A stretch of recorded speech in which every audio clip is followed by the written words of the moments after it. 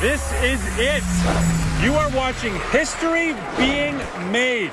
The first ever landing on a comet. I'm Dan Riskin. I am in the most exciting place on the planet right now, the European Space Agency in Darmstadt, Germany. And this crowd is cheering because an incredible group of scientists just put a lander on the surface of a moving comet. Now, they made it look easy, but this mission and what it's about to do are groundbreaking. Is it real? Are we there? This is a big step for human civilization. It could revolutionize everything. Desperate to reveal life's origins. They're a treasure chest with a view back in time.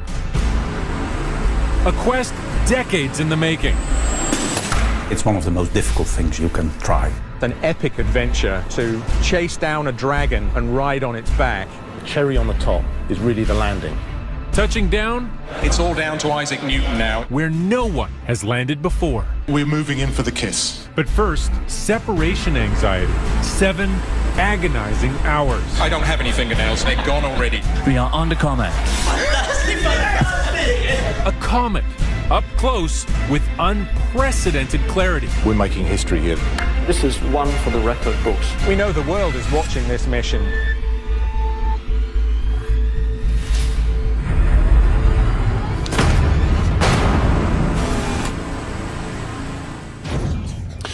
Andrea Akamatsu, the flight director, a little bit the man of the hour here. Now, how are you feeling after that incredible landing event? Well, now I feel exhausted, but I feel overexcited. I mean, it was a big success for all of us. I mean, we've done one of the most difficult, most challenging operations in space ever, and we've been successful. We have landed on the Comet. Now we have to determine exactly how the lander is doing, but we've been successful. We've done our job today. Yeah, and not a small job. I mean, it launched 10 years ago. The last few weeks have been an absolute roller coaster, and the story continues to evolve. Absolutely. Now we have just done a part of the mission. We've already done a large part of the mission, and there's even a larger part of the mission in front of us coming in the coming months and coming years. So there's much more to discover around this comet. Well, we've certainly enjoyed following you on the journey so far, and we look forward to what's to come. Congratulations. Thanks a lot. This is where the journey began. Greetings, everybody, wherever you may be. Welcome again to Kourou, the home of Ariane. The launcher, as you see, is on the pad. The clock is ticking. The panels are green. What could be better? Sit back and enjoy it. 3, 2, unité. Top. Allumage moteur Vulcain. Allumage Vulcain. Top. Allumage EAP. Décollage. A mission like Rosetta, of course, has been in planning for many, many years. More than 20. Yeah, I have been on the mission since '85. A lot of people said, what you are doing there is crazy. It's too ambitious, we can't do it. Well, I've spent now 17 years working on this project. This has been so far the backbone of my professional career. I was there when Rosetta was launched. I was sitting in the first row of the control room. And normally you find a lot of surprises. Everything went extremely smoothly. A mission to put a comet-chasing machine worth $2 billion into space to travel further than any mission before it in pursuit of a comet at the edge of the solar system. It's really got facets from previous cometary missions all added into one. Not only a hope to get there, but to put a lander on the surface. So yeah, the exploration, the fact that we're going to go and observe one of these so closely as we've never done before, the long journey that we've had to get there, and also the science at the end is easy to connect to everyday life. It's intimately tied into our understanding of the origins of planets, the origins of solar systems. This one comet is an icy treasure chest which has been locked away for 4.6 billion years, containing information which could unlock the secrets of the birth of our solar system. Designed to fly for more than a decade. Massive wings fold out, reaching for the sun's strength. Rosetta is on a 6.4 billion kilometer, 4 billion mile trek to a target called 67P, known to pass by Earth every 6.5 years. It's a great adventure, of course, doing something as crazy as flying a probe out into deep space, lining up in such enormous precision with a moving, dynamic object, and then being able to grab a hold of it. A team of top-notch pilots doing everything they can to make the journey smooth. With 5 milli-degrees per second. That's the one. From the time Rosetta splashed into space, she's had to navigate through crowded cosmic lanes. As fast as she's moving, she'll never meet her target without a serious boost of speed. We had to use gravitational flybys in the solar system to wind our orbit up to get out there. Thanks to the gravity, and we transferred this energy from the planet onto the probe, and the probe was continuously accelerated. Along the way, the team gets postcards, reminders she is out there.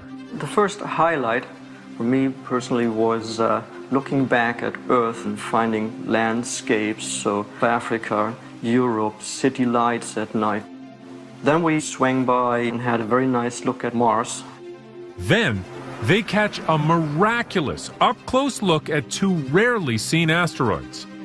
Wow, this was cool. It looks like a diamond in the sky. The fun part is these are high-speed flybys. So it just whoosh and you are flyby. A trip of a lifetime.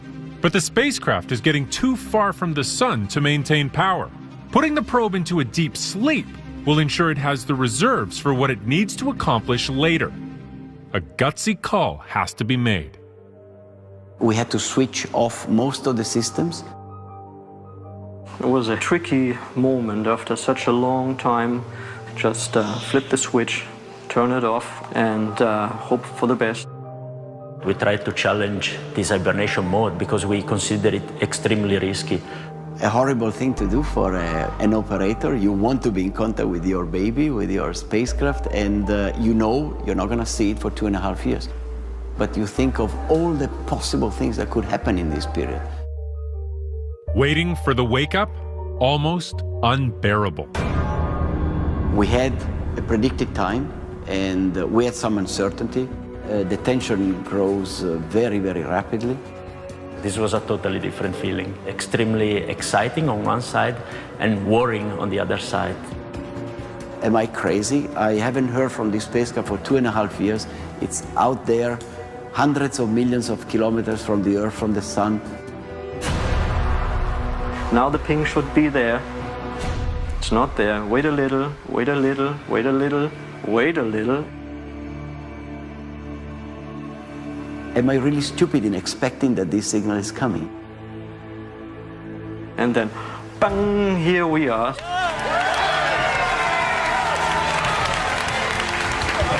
So the spacecraft is awake. Bing, here it is again, ready for the mission now. This is the year of all the action.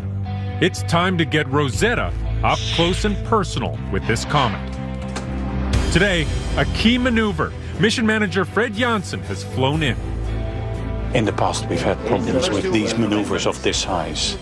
I'm very nervous. I mean, we need this to go right. Rosetta is moving fast. She's caught up, but risks overtaking her target. She needs to get in sync. Over the next 12 hours, this team programs the spacecraft to slam on the brakes. Currently, we're moving at 700 meters per second. We'll be reducing that by approximately 300 meters per second. A series of zigzag maneuvers, precise turns and angles, all designed to get her close. If we don't do these maneuvers, then we fly past it at 50,000 kilometers at a high speed. And that was it. Goodbye, Gracie. What they've programmed will take hours. Andrea is eager to see the results. We were very anxious to see how the spacecraft would react last night. Andata bene, sì, no. Guarda qua le pressioni. It worked. Confidence gained. Comet 67P is within reach. Welcome to the most important chapter in the life of Rosetta. go to the MCR to live the last crucial moments with my people.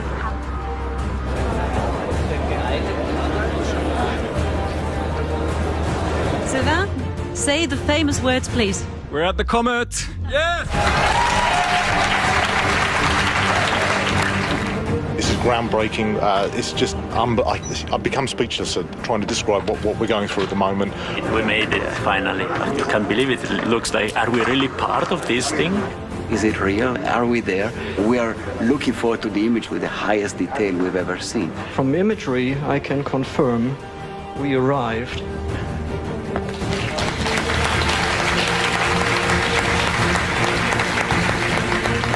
The shape of this surface, to me, looks like something that is continuously changing. These are new, fresh. The activity shapes the surface. It's not a planet, yeah?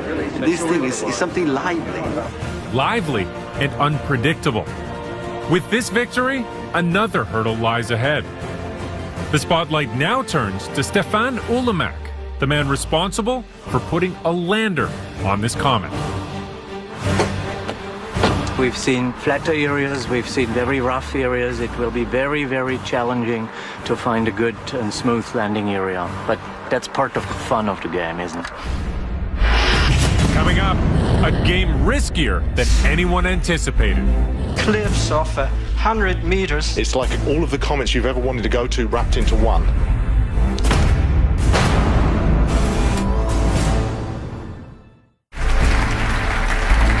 We've made history today. They've landed on a comet, and incredible, never-before-seen images have started streaming back to Earth. I'm Dan Riskin, and this is a model of 67P. Now, when Rosetta first launched 10 years ago, this was just a dot in the sky. But now that they're close up, they can see that 67P is so much more than the simple snowball they were imagining. Comet 67P, Churyumov-Gerasimenko. Churyumov-Gerasimenko. Churyumov-Gerasimenko. Churyumov-Gerasimenko. Churyumov-Gerasimenko, the target comet for Rosetta, is perfect in that it's periodic. We have some idea of how it's orbiting the sun. Therefore, it's predictable, and that has allowed us to plan this mission. Now, the fascinating thing about this comet is it hasn't always been quite so close to the sun. In 1959, it had an interaction with Jupiter, and the gravity of Jupiter moved the comet closer to the sun than it used to be. This comet hasn't been evaporated and sublimated and burned by the sun, and that means there's a better chance of finding primitive material inside that comet. This is Comet 67P in the highest detail we've ever seen any comet before. Flat areas, smooth areas, cliffs of 100 meters size or so. Here at the Max Planck Institute in Göttingen, Germany, Holger Sirks and his team are taking a closer look. Oh. Groundbreaking images arriving daily. Here the cliff. This is round? This is round. This is round, and it's a depression. Okay. Holger's team investigates every detail. From these images, resident sculptor Martin Heinrich creates a realistic model with accurate color and texture. Hi, hallo. Hallo. Na, wie sieht's aus? Ich habe da schon mal so eine Probe gemacht hier. In our images, it always comes out bright, but it's only bright because we expose so long. It's really pitch black. It's dark like charcoal. Being able to see and feel slopes gives them a sense of possible landing sites. We want to have a three-dimensional model just to see topography, the local landscape. So this is really so spectacular. Crashing through the solar system, this is a moving target. A mountain-sized duck-shaped iceberg on the loose. This is a very exciting comet, and actually, considering its shape, it's maybe too exciting. And we are now in there, in the middle of a harsh environment, and gas flowing out and dust moving away. It will have gas coming off, so it's going to be losing mass. And of course, mass is one of the most important parameters when it comes to gravity and staying in orbit. So if you have something that's losing mass, staying in orbit becomes a problem. There's a concern that the comet, because it seems like it's connected, it's two two snowballs connected and might separate into two parts. A daunting thought for the lander team. This would jeopardize the lander. The comet is really the big uncertain in this mission. Alive and changing as it nears the sun. We look at carbon monoxide, ammonia, Sam Gulkis is keeping a close eye on this ice-breathing dragon. What we're observing here is the gas coming off the nucleus and rushing toward us. That has included water, which they can compare to the water we have on Earth. Looks like we're now moving into a new phase. The whole Moreau team is very excited. Detecting water in the coma was a eureka moment. The reason we want to measure it is the water tells us something about the evolution of the comet. So the rate at which it's escaping is about 2 of these per second. We want to study comets because not very many people realize that billions of years ago, there were billions of comets that were hitting Earth, which was dry at that time, and many scientists agree that the water that we're drinking today came from comets. We want to verify this. If all the water on the Earth came from comets, let's just suppose, you would need 100 million comets the size of 67P. So studying one comet on its own isn't going to tell us the definitive answer to this question, but it's going to really provide a basis for understanding other comets which we'll never visit. But maybe even more came from comets than just water. Maybe the initial ingredients for life.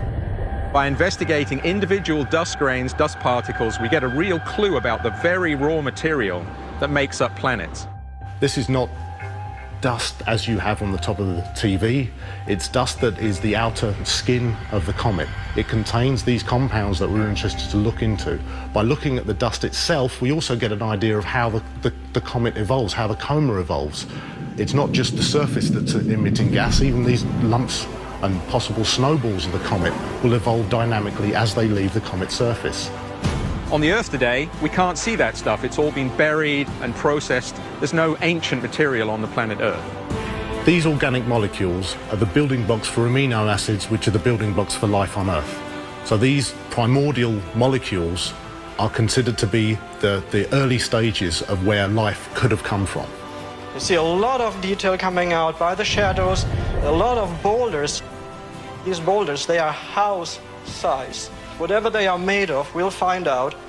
It was exciting, now it's even more exciting. It's like all of the comets you've ever wanted to go to wrapped into one. So it was a good choice. How do you feel right now? I just can't believe it. I just can't believe it. Absolutely. I mean, I'm super moved, and everybody there was crying. It's a fantastic moment. I really started believing it when I saw the picture of Osiris that showed the lander. It was too beautiful to fail. Of course, now that we have a lot of things to analyze, it will not be easy, but telemetry keeps coming, so the lander is alive on the surface. It's history. Yeah, it's fascinating. It really is. Congratulations. Thank you. Thank you. So happy for you. Way to go. They got there, but how? We can't underestimate how amazing it is. The ingenious design of a dynamic duo. This was worth it.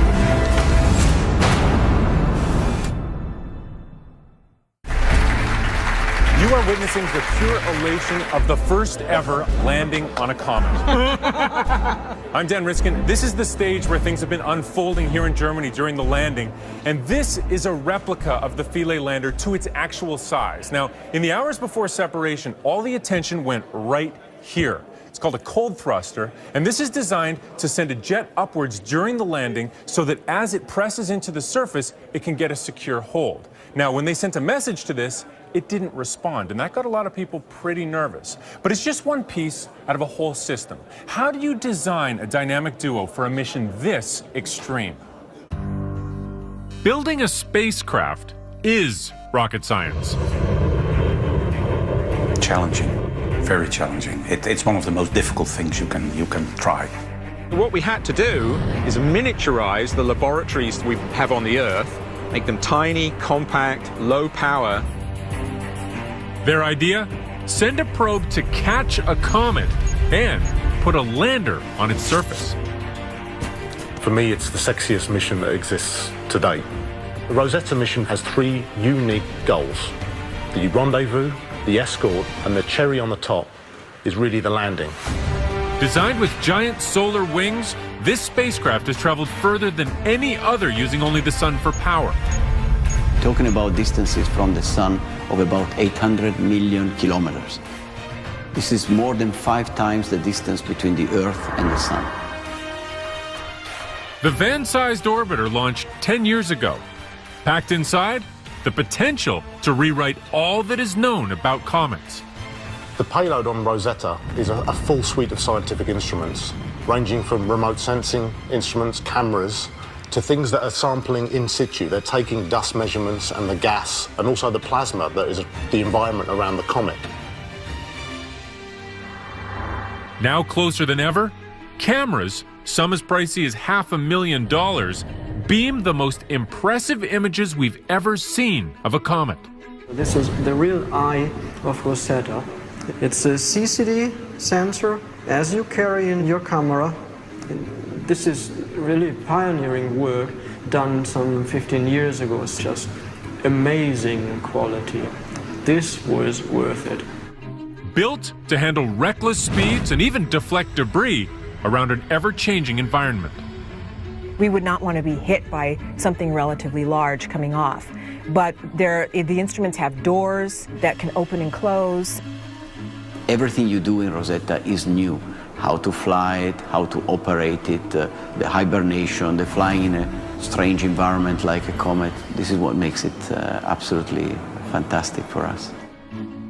For all that the Rosetta orbiter can do, it's the lander that will steal the glory. Deploying a lander on the surface of the comet is one of the key items of relevance and importance. Getting up close and personal to the comet. Stefan Ulemak and his team from the German Space Agency have been working on this washing machine-sized lander for 2 decades. Built not only to scratch the surface, but also to dive deep, seeking answers locked in the comet's core. Philae, the lander, will go down to the nucleus, to the pristine material, and have the chance to measure and analyze the material from the beginning of the solar system. The day of separation will be tense. There are 2 buttons. There is a main mechanism and an emergency mechanism. We fire both at the same time, praying that one of them will work. The lander will drop into an active coma from nearly double the altitude of a cruising 747. Once ejected, it can't be steered. A dramatic descent. Pulled only by the weak gravity of the comet, the fall will take 7 hours. Depending on the conditions, it's going to be quite a long journey for Philae. The gravity of the comet is so weak that we actually will have to actively stick to the surface. In a perfect situation, the lander will land on 3 feet, the ice screws will be deployed, and harpoons will be deployed as well to really fix onto the comet's surface. But what it fixes to is the big question. The cometary surface is made of ice and dust. But whether it's very soft material, soft as new fallen snow or cigarette ashes, or whether it's rather hard, like porous ice with dust in there, indeed, this is not clear. Stefan's team has prepared for just about anything. But they're still guessing and testing. They've brought different surfaces into the lab to see how their harpoons perform. The test helps us insofar as we learned how the harpoon is penetrating through this soft material. It was slightly deviated and it hit here the wooden box. The tilted harpoon will anchor even better in the material. All of these components designed to do what no other spacecraft has ever done before. So this is really a first-timer for all of us. At the end of the day, what counts is that you do good new science and that you learn many things about a comet and what it means in the universe.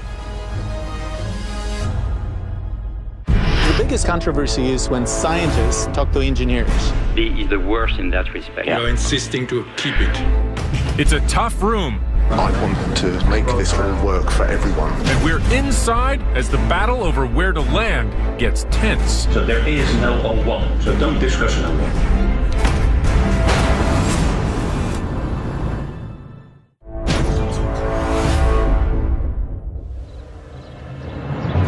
Arriving from all over the world, the team responsible for this mission has come to Toulouse, France, to select a landing site. Good morning, everybody. Welcome for this very important meeting. The challenge? Land where it's safest or go where the science is, even if it's risky. They have to drop this lander on a moving target, and even though they've designed it to stick to anything, the surface might not be what they're expecting. Each person here has their pick. This is a very cool view I like really a lot. This is a runway, so all we miss is the flashing lights. Holger Sierks brings new evidence as his team takes the list of 10 down to 5. So we can provide images and topography and shape. So we have features, cliffs, so we have topography there. These are the pebbles, the boulders, and very large smooth terrain. For each site, they look for surface hazards, dangers lurking. They also consider sunlight for power and for imagery. Scientifically, it's very, very interesting, but it's for you, for the landing team, and it will be hard to find the proper landing site. It's a fantastic landscape. Yeah, thanks again. I think we all have to digest these wonderful images. Well, the landing site selection process is not easy. For me, what's become very frustrating is every week we're talking about the same thing. Yeah, the gravity must be very low. Yeah. What is very important is to focus on landing sites that do have a value, do have a real potential. I want to try and make this all work for everyone. Yeah. There's been a number of discussions over coffee, at least, with the balance between 100% successful landing and very minimal science to maximizing science and having a little chance of actually landing. The biggest controversy is when scientists talk to engineers. Engineers are interested in safe landings. On the other hand, scientists want to be in the most exciting place, but it's always very difficult to land on.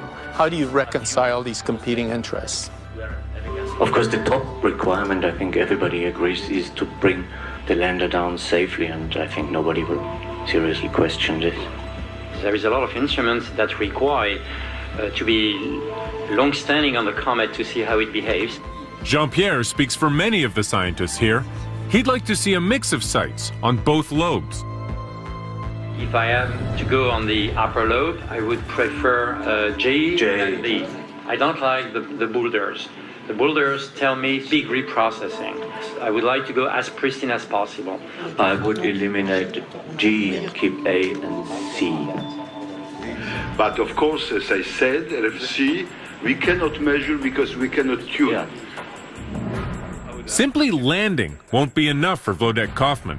His experiment Concert has the potential to make history. With parts on both the orbiter and lander on either side of the Comet, they can scan the nucleus like an ultrasound, seeing inside for the first time ever. This makes him a kingpin at the table. Okay, go ahead. Side A, the tuning is very narrow, and we should analyze more, you know. So A is bad, but not tragic. Yeah, perhaps tragic, but okay, I don't know. Yeah. I don't know. Concert's important because it's the only measurement that will give us this fundamental leap forward in understanding what the inside of the nucleus is like. We have to trade, we have to make compromises. I think people will mainly digest what we have discussed today. There was a huge flow of information. So yeah, it's constant work now. It's 100% 24/7. There are so many competing attitudes, competing science programs, and it all has to come to a decision very quickly. A list of 5 is near, but there is continued debate about keeping one site, B, on the table. We will not disregard B as the safest landing site. B is kind of our safety anchor, I would call it.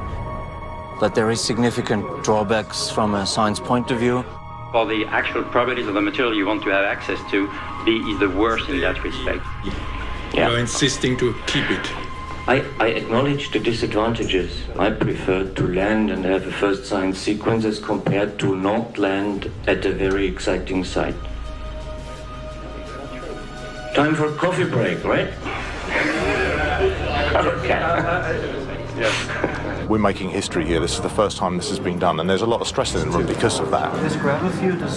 After 2 tense days, there's finally a decision.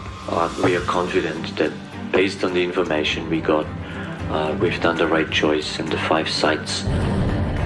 The 5 landscapes couldn't be more different. 3 on the head, 2 on the body, all with substantial rewards and risks. We're very excited with the potential spots to land. This is such a difficult mission. I have a slightly different look at it. I am excited about any spot to land. I feel like we've achieved something, but it just means on to the next task. The next task is up to Andrea and the flight team. They need to find out if they can even drop the lander on each of these 5 sites. It's a bit of pity we cannot land in landing site A. The analysis we are conducting for these landing sites are extremely demanding. The team works at finding the best flight path for each site. Of course, we found some surprises. Some of them were not totally feasible as we expected or as we hoped for, so we had to exclude some of them. A much higher phase angle. And some of the sites dropped out quite quickly because from a lander safety point of view, there was a 50-50 chance. The roughness of the surface will have a great impact on the capability of getting the lander safely to the surface. Back in Toulouse, they've returned to make the choice. Mission manager Fred Janssen is here. I make the ultimate recommendation on yes, this is the one we go for. Well, how much favorable is C in terms of energy or power available with regards to J? If you go for C, we are out. That's all. It was analyzed, and I mentioned clearly yesterday, that it has the potential to lead to spacecraft and thus lander loss as well. So there is no O1 for C. There only is an O2. So don't discuss an O1. You can never make everybody happy. And it's about trade-offs, about risk all the time. Today, we'd like to tell you about where to land. Good morning, everybody. I'm very pleased to be able to announce the landing site here today. The choice is Site J. Reachable for the lander, and with untouched zones, there's a good chance they'll find the pristine material they're after. Nearby jets could be very exciting and dangerous. Site C stands by as backup, less sunlight, and a nerve-wracking approach for the landing team, thanks to a rocky landscape with dangerous cliffs. We're constantly trading off, how can I put it, the less risky landing site versus the maximum science, and that's always a problem in space. All right, I'm with Fred Janssen, the mission manager. Now, you ultimately had to make the call that the landing site J is where you wanted to go. Now that you're there, what do you think of that decision? It's been a good one because we managed. It was the right spot because it all succeeded. And what it scientifically brings, of course, we have to wait. But for the time being, I'm more than content. And so what is going to happen on J over the coming months? What do you expect from that site? What are you going to learn there? Well, what we hope to learn is to connect what we measure in the orbiter with what we measure on ground. Because if you don't make the connection, you will never know whether what you measure in space is really the same thing. All right. Well, congratulations on a successful landing. And now lots of science to be done. Definitely. Great. Coming up, anything could happen. There could be dramatic events. It's going to be quite a long journey. Feeling will die at some point. The excitement will be fantastic.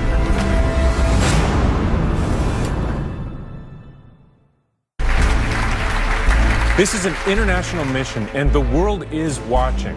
It's just this worldwide group of people that work together to get this done, and that's how it works. We work together on this mission, and we've made it. But even though the landing made history, this mission is way bigger than that. I'm Dan Riskin. I'm here in Germany at the European Space Operations Center. The lander Philae and its orbiter Rosetta are holding on for what's going to be the craziest ride in the solar system. The ambitious journey to land on a comet is now a mission to survive with it. For me, the mission really begins. The lander, now hooked onto the surface, is about to experience the ride of its life. We hope it'll be quite quiet. If it's too violent, we won't be able to do what we need to do. The goal? Dig in, grab a hold, and get primary science done within hours of touchdown. But the best case scenario is we have a good landing, the anchoring works, we can do all our experiments. A frenzy of science will begin. Images of the surface will be taken with resolution 100 times finer than a strand of hair. We'll learn the temperature on and below the surface. And the lander, together with the orbiter, will help us see deep inside the comet thanks to radio pulses. Of course, if Philae survives from November till the March timeframe, we are all very, very happy. Even if lander systems shut down on the journey to the sun, Philae should stay tethered to the comet. They'll hurtle into the inner solar system with the orbiter above at over 65,000 kilometers an hour. That's 10 miles a second. The excitement will be fantastic. We will be closest approach to the sun, perihelion, and the activity of the comet will be unbelievable. It's a 9-month trip, equivalent to the distance between the Earth and Jupiter. Gas streaming out and dust clouds and jets everywhere. This is going to be the fantastic moment of this mission. Philae will certainly die before perihelion. If they lose contact with the lander, the flight team will be even more focused on keeping the orbiter alongside 67P, especially in extreme circumstances. There could be dramatic events happening, like a gigantic jet or the comet breaking up.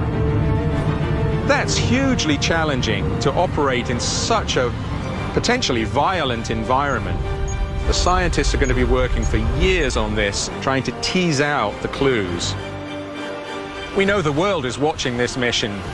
It could revolutionize everything. All right, I'm with Mark McCaughrean, one of the lead scientists on this entire project. Tell me about that landing and how you think it went.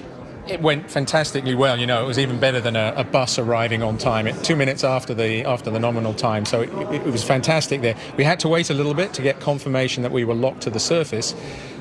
We had that, but we're not really still quite 100% sure what happened at that point. We're on the comet, there's no doubt about that. We may have hopped, and a hop on an object with so little gravity actually could be quite a long hop before it comes down again. We're on the surface.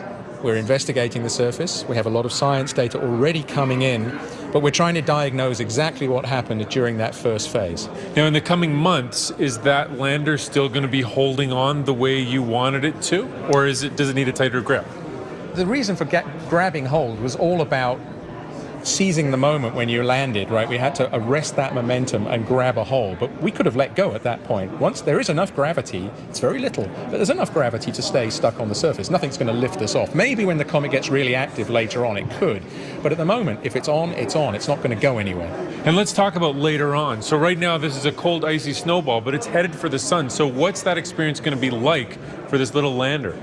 Well, you know, if we're not locked to the surface, it could experience some winds, some of this outflowing material. What we see at the moment is up to 5 kilos of water coming off per second. That could increase by a factor of 100, and that's going to be over the whole surface. Tons of water up to per second. And, you know, if Philae's landed on a place which becomes active, it might fly off. We think we've landed somewhere very safe, very flat. We've got some images which we're trying to piece together exactly where we are. We're not on the edge of a boulder. We're not in the middle of a crevasse field. It looks nice, but it could be an area that becomes active. We just don't know at this point. And so what's next for you? What are you looking forward to in the coming little while? Well, the main battery only lasts 64 hours, and we burn some of that going down to the ground, down to the surface. So we're running all the experiments as quickly as possible. They're running. We're not in contact at the moment with Philae because Rosetta's over the horizon, but science is going on. Tomorrow we'll link back up, get some more data back. We've got good stuff already, but we hope that the secondary battery will then charge.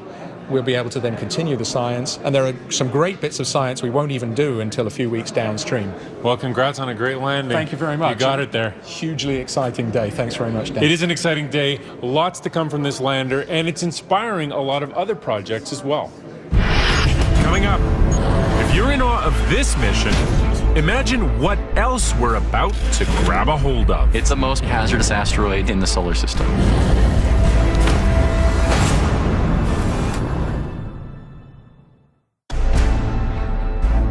Images like this are grabbing us and taking us to a place we've never been. This is really historic. We've put a spacecraft on the surface of a comet. And while the Rosetta mission extends our reach into space, there are already other teams looking to take that reach even further. This might be the future, catching and exploring wandering cosmic bodies. All right. Space dreamers are fighting for the chance to get close, grab a hold, and bring souvenirs back to Earth. There's a sci-fi aspect to it, definitely. Is the Earth endangered by being hit by a big comet or an asteroid? 3, 2, 1. First up, a little lander ready to scout an asteroid. Hayabusa 2 from the Japanese Space Agency is gearing up to send this mascot to tumble around and get a sample. The key aspect of mascot is that it has an internal mobility system, meaning it can move across the surface of the asteroid, like a dice which rolls itself.